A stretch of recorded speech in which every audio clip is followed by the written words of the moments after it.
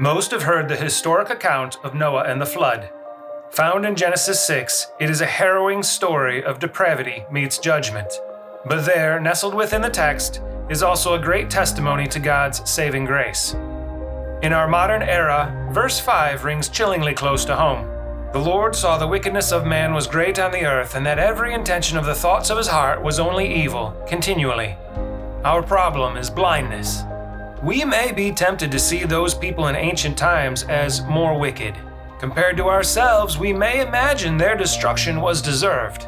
The unfortunate reality? We often don't see the full extent of the sin in ourselves. Just like those people of old, we all need total saving, complete redemption. Still think there's good in you? Even if you humbly consider yourself to be 99% guilty and 1% innocent, righteous, or good, you're still denying your need for total salvation. You're actually minimizing what Jesus did for you. Think about it. By clinging to your supposed 1% innocence, you're really denying Jesus needed to save you completely. In John 15:5, Jesus teaches that we, apart from Him, can do nothing, as in no good thing. Many of us have tried to work our way to God, but the chasm between our sin and God cannot be bridged by human effort or merit. You may try to be a good person, volunteer, give your money to the poor, or go to church, but none of these solve sin. Our sin separates us from God, and Romans 6:23 reminds us the penalty for sin is death. This death may occur in our relationships, health, career, finances, reputation, and yes, may even include physical and spiritual death. Though the world teaches you to be true to yourself, you were never made for you. You were made for Him. To completely experience God's goodness, you must recognize you have defied God and deserve death. You must confess you are guilty as charged. God's solution to this? Jesus. Romans 5:15 says, "For if many died by one man's trespass, much more did God's grace and the gift that comes by the grace of the one man, Jesus Christ, overflow to benefit many."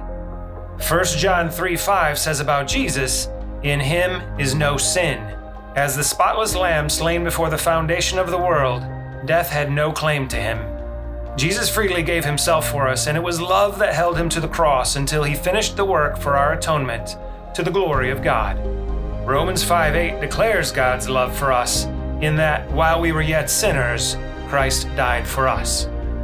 Jesus would still have suffered, even if it was only for you and you alone. In John 14:6, Jesus says, "I am the way, the truth, and the life. No one comes to the Father but through me." You don't have to do anything spectacular to earn your way to God. You just have to accept Jesus. If you haven't yet, do that now.